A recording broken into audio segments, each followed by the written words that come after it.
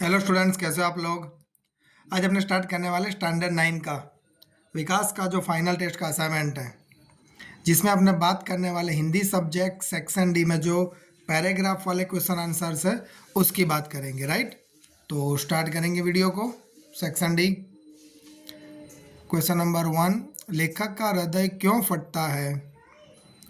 तो उसका आंसर आएगा, हमारे समाज में जब संस्कृति के मौलिक सिद्धांतों की हमारा समाज जब संस्कृति के मौलिक सिद्धांतों को की अवहेलना करता है तब लेखक का हृदय फटता है। राइट। सेकंड क्वेश्चन, मनुष्य का सब कुछ कब नष्ट हो जाता है। तो मनुष्य का जब चरित्र नष्ट होता है, राइट, मनुष्य का जब चरित्र नष्ट होता है तब मनुष्य का सब कुछ नष्ट हो जाता है। Right, okay. थर्ड क्वेश्चन, संसार के सारे सुख क्षणभंगुर क्यों है। क्योंकि संसार के सारे सुख अस्थायी है। देखो यहाँ पे मैंने आंसर बहुत ही शॉर्ट में लिखा है, आप लिख सकते हो अस्थायी क्यों, क्योंकि कोई भी ऐसी सुख नहीं है जो आपको लंबे समय तक मतलब पूर्ण जीवन काल तक आपके साथ रहता है। मतलब कोई भी सुख आता है तब थोड़े दिन के बाद वो चला जाता है, इसलिए संसार के सारे सुख अस्थायी है और क्षणभंगुर है, मतलब थोड़े समय के लिए ही है। नेक्स्ट, गीता क्या सिखाती है। तो हमें गीता जीवन जीने की कला सिखाती है। ओके। नेक्स्ट, क्वेश्चन नंबर 5, आपकी दृष्टि से संस्कृति का क्या महत्व है।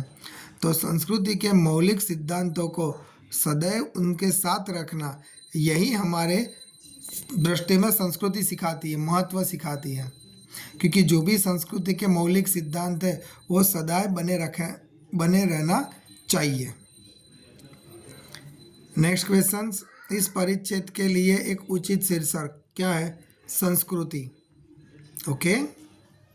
उसमें देखो सेकंड नंबर का जो पैराग्राफ दिया है उसकी बात करेंगे। उसमें स्टार्ट करेंगे क्वेश्चन नंबर 1, हमें कौन सी खबरें नहीं चौंकाती और क्यों। तो उसका आंसर आएगा, राष्ट्र के किसी न किसी राज्य के छोटे बड़े भाग से, छोटे बड़े भाग मतलब राज्य का कोई भी, अगर राज्य के कोई भी छोटे बड़े भाग से सूखे या बाढ़ की खबरें हमें चौंकाती नहीं है। क्यों नहीं चौंकाती, क्योंकि हमें इसको बहुत सहजता से हम उसको स्वीकार कर लेते हैं, इसलिए हमें इसकी बातें चौंकाती नहीं है। नेक्स्ट, बाढ़ या अकाल को लेकर देशवासियों का रवैया क्या है। तो क्योंकि बाढ़ या अकाल की समस्या का समाधान का उत्तरदायित्व हम समाज को या तो फिर सरकार को सौंप देते हैं। राइट, और इसके अलावा हम उसको कोई भी सहजता से नहीं स्वीकार करते। राइट। नेक्स्ट, हमारा राष्ट्र कहाँ तक विस्तृत है। तो हमारा राष्ट्र कश्मीर से कन्याकुमारी तक और कच्छ से लेकर अरुणाचल तक विस्तृत है। नेक्स्ट, क्वेश्चन नंबर 4, भारतीय किस बात को लेकर निश्चिंत हो जाते हैं। तो प्रत्येक समस्या का उत्तरदायित्व सरकार और समाज के खाते में डालकर भारतीय निश्चिंत हो जाते हैं। ओके। नेक्स्ट क्वेश्चंस, अकाल की विभीषिका हमें कैसे प्रभावित करती है। जब क्षेत्र सूखाग्रस्त होने पर समस्त देश को उसका परिणाम भुगतना पड़ता है, मतलब कोई भी राज्य में या तो कोई भी जिले में अगर सूखा हो जाता है तो उसमें जहाँ से वो भी चीज़ें अपने को मिलती है तो उसकी वजह से पूरे देश को उसका परिणाम भुगतना पड़ता है, भले ही उससे पैदा होने वाले कष्टों का हमें पता न चले। ओके। नेक्स्ट, इस परिच्छेद के लिए एक उचित शीर्षक, तो अकाल की परिस्थिति। ओके। उसमें थर्ड पैराग्राफ दिया गया है, शिक्षा का अर्थ क्या है। तो शिक्षा का अर्थ किताबी ज्ञान ही नहीं है और न ही अक्षर ज्ञान, वह तो जीने की कला है। बुरे समय में स्त्रियां स्वावलंबी कैसे रह सकती है। तो बुरे समय में स्त्रियां कताई, बुनाई, सिलाई, कटाई आदि काम करके वह स्वावलंबी बन सकती है। हमारा घर कैसे स्वर्ग बन सकता है? तो उसका आंसर आएगा स्त्रियों को शिक्षित करने से हमारा घर स्वर्ग बन सकता है। राइट। नेक्स्ट क्वेश्चन नंबर 4, कैसी औरतें परिवार को तबाह कर देती हैं? तो नासमझ और फूहड़ औरतें परिवार को तबाह कर देती हैं। क्वेश्चन नंबर 5, स्त्रियां सुशिक्षित होने से घर में क्या बदलाव होगा? देखो, स्त्रियां अगर सुशिक्षित होने पर घर एक जिंदा विश्वविद्यालय बन जाता है। मतलब अगर वो पढ़ी लिखी हो तो जो भी घर में बच्चे हो तो उनको वो पढ़ा लिखा सकती है। इसलिए घर क्या बन जाता है? विश्वविद्यालय बन जाता है। इस परिच्छेद के लिए एक उचित शीर्षक दीजिए। तो उसका आएगा स्त्रियों में शिक्षा का महत्व। राइट। देखो यार, उसमें अगर और एक पैराग्राफ है, पैराग्राफ नंबर 5, तो उसकी बात करेंगे।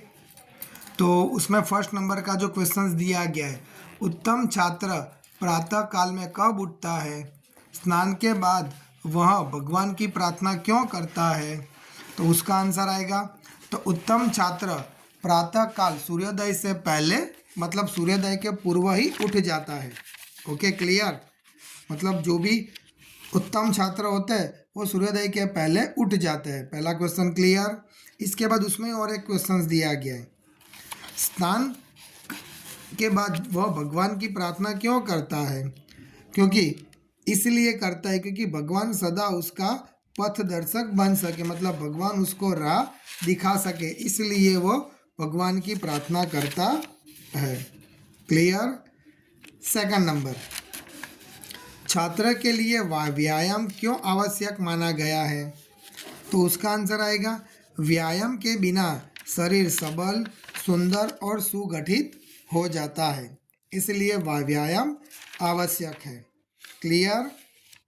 ओके, नेक्स्ट, व्यायाम के पश्चात क्या करना चाहिए? तो व्यायाम के पश्चात जल पान करना चाहिए। राइट। नेक्स्ट क्वेश्चन नंबर 4, कौन सा ज्ञान न होने से हानि हो सकती है?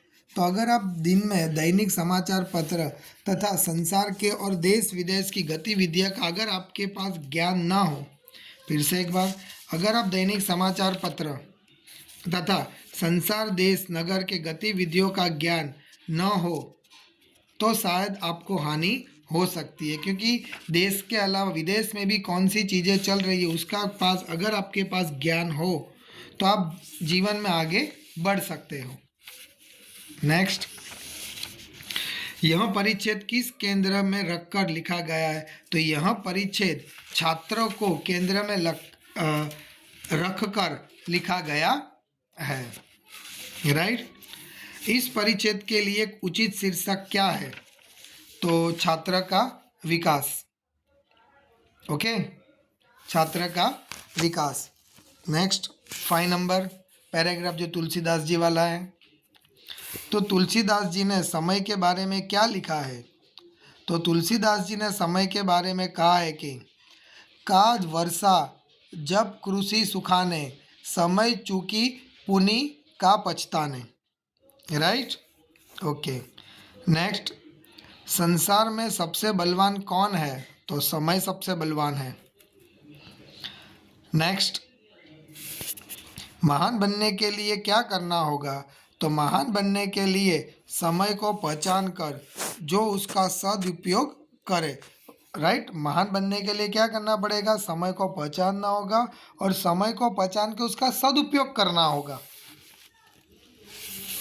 नेक्स्ट क्वेश्चन नंबर 4, हमारी सबसे बड़ी भूल क्या है?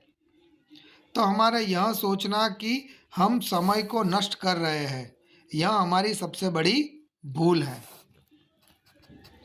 कौन सी महान हस्तियां समय के कारण महान बनी हैं? तो गांधी, ईसा, न्यूटन, विवेकानंद आदि जैसे हस्तियां समय के कारण महान बनी हैं। इस परिच्छेद का उचित शीर्षक, तो समय का महत्व। क्लियर।